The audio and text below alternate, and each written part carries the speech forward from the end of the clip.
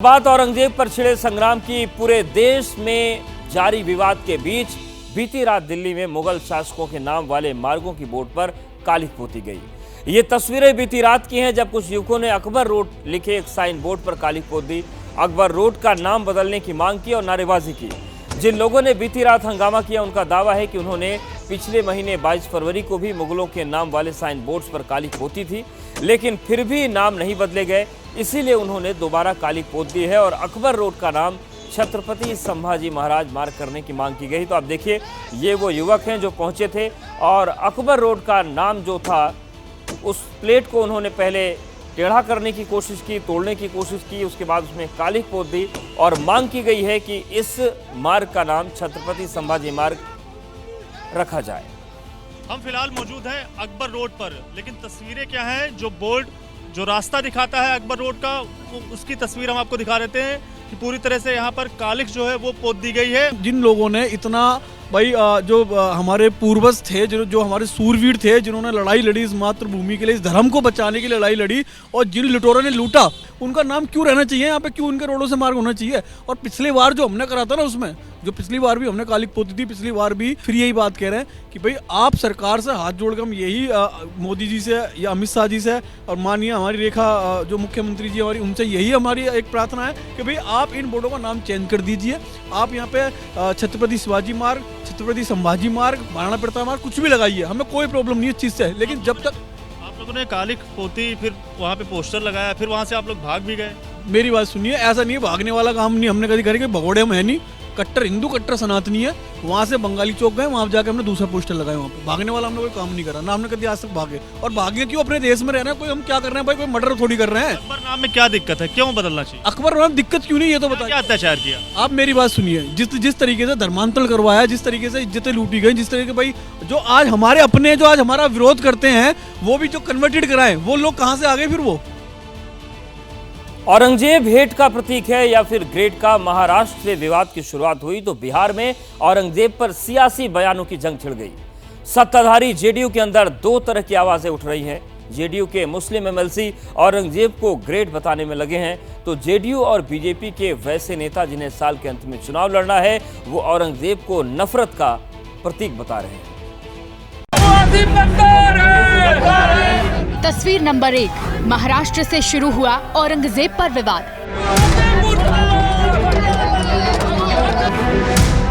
तस्वीर नंबर 2, औरंगजेब पर यूपी में सियासत गरमाई। उस कम्बख्त को निकालो पार्टी से और उसको एक बार यूपी भेज दीजिए, बाकी उपचार हम अपने आप करवा लेंगे।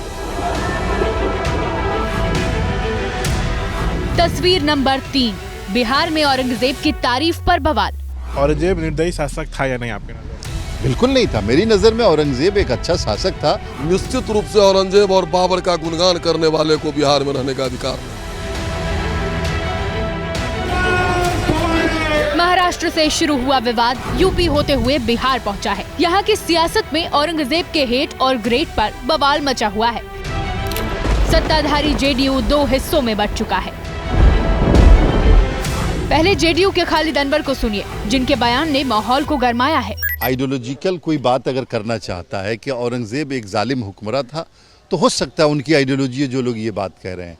लेकिन जो हिस्टोरियंस हैं और जिन लोगों ने उन पे काम किया, वो सब तो यही बात कहते हैं कि जितना बड़ा जालिम आप साबित करना चाहते हो, उतने बड़े औरंगजेब जालिम नहीं थे। औरंगजेब निर्दयी शासक था या नहीं आपके नजर में? बिल्कुल नहीं था। मेरी नज़र में औरंगजेब एक अच्छा शासक था। हो सकता है कि उनसे कुछ गलतियाँ हुई हो। खालिद अनवर मुसलमानों के मुद्दे पर बोलने वाले नेता हैं। अपने बयानों से विवादों में पहले भी रहे हैं, लेकिन साल चुनावी है। खालिद बैक डोर वाले नेता है, लेकिन जो फ्रंट डोर वाले हैं, उन्हें खालिद का औरंगजेब नामा पसंद नहीं आया है। वैसे लोगों को तो देशद्रोह का मुकदमा चलना चाहिए। वो पाकिस्तान के साथ नहीं सुधरे, बांग्लादेश भेजिए, गाजा पट्टी भेजिए। वैसे लोगों को कोई भी अगर तारीफ करे, चाहे किसी दल के हो, औरंगजेब का तारीफ बर्दाश्त नहीं होगा भारत में। औरंगजेब के नाम पे तो देश में कुछ होना ही नहीं चाहिए।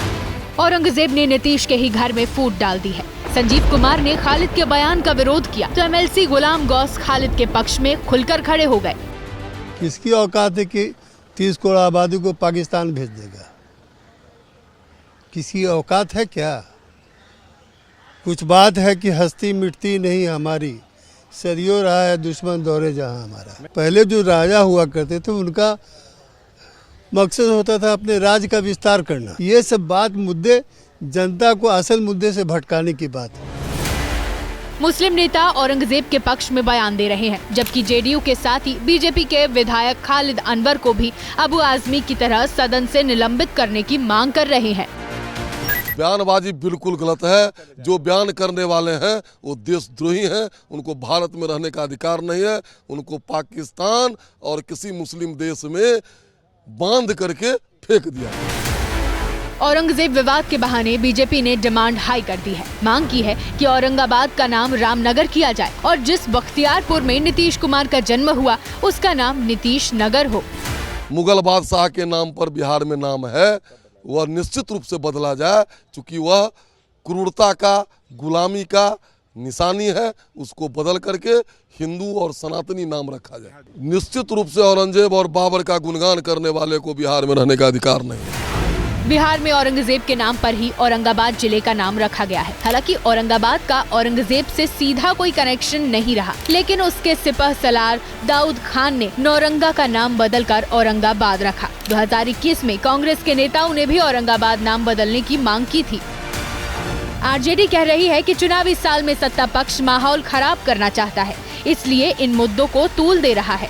भाजपा के लोग तो चुनावी वर्ष में आकर के इस तरह की समाज को बांटने वाला बयानबाजी तो शुरू करते ही हैं, क्योंकि इनके पास एजेंडा नहीं है। ना भारत सरकार अपने 12 साल में 11 साल में कोई उपलब्धि पर वो राजनीति कर सकेगा, वोट मांग सकेगा, न बिहार में 20 साल के शासन में मांग सकेगा। बिहार में साल के अंत में चुनाव होने हैं। सियासी पिच पर धुआंधार बल्लेबाजी अभी से हो रही है। औरंगजेब का ये विवाद बिहार में कितना असर डालेगा ये तो नहीं पता, लेकिन जिस तरह से धार्मिक ध्रुवीकरण का माहौल नेताओं में बनने लगा है, उससे इसके सियासी करंट का अंदाजा लगाया जा सकता है।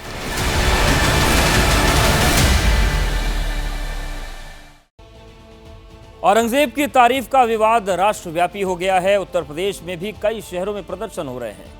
औरंगजेब की तारीफ करने वालों पर राष्ट्रद्रोह का केस दर्ज करने की मांग उठ रही है।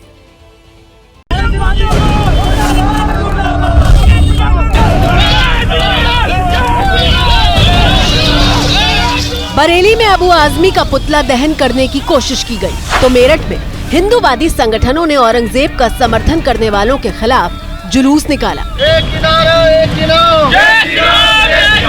महाराष्ट्र से निकलकर औरंगजेब का विवाद बुधवार को ही यूपी पहुंच गया था। सदन में योगी आदित्यनाथ ने समाजवादी पार्टी को खरी खोटी सुनाई थी। एक बार यूपी भेज दीजिए, बाकी उपचार हम अपने आप करवा लेंगे। योगी ने 5 साल पहले अखिलेश यादव की तुलना औरंगजेब से की थी। अब बीजेपी के नेता संगीत सोम कह रहे हैं कि अखिलेश में औरंगजेब का जिन घुस गया है। अखिलेश यादव के अंदर औरंगजेब का जिन घुस गया है, बाबर का जिन घुस गया है। वो राजनीति के चक्कर में पूरे देश के साथ क्या खिलवाड़ कर रहे हैं वो समझ नहीं रहे हैं, कितनी भयंकर राजनीति कर रहे हैं वो समझ नहीं रहे हैं। अखिलेश यादव या फिर समाजवादी पार्टी के नेता औरंगजेब के बचाव में इसलिए उतरे हैं क्योंकि सवाल मुस्लिमों के वोट बैंक का है। एबीपी न्यूज से बात करते हुए कथावाचक धीरेन्द्र शास्त्री ने भी औरंगजेब की तारीफ करने वालों को घेरा है, सवाल उठाए हैं। औरंगजेब को किस नजरिए से बाबा बागेश्वर देखते हैं? देखो, हमारी नजर में औरंगजेब, अकबर और बाबर महान नहीं है। हमारी नजर में कृष्ण और राम और रघुवर ही महान है और यही महान रहेंगे। यह देश छत्रपति शिवाजी का है, यह देश छत्रपति संभाजी महाराज का है। औरंगजेब से इतनी नफरत क्यों? ये दूसरा पक्ष सवाल पूछता है आप लोगों से। देखो, पीट कर सॉरी बोलना सॉरी नहीं कहलाता, प्रायोजित षड्यंत्र कहलाता।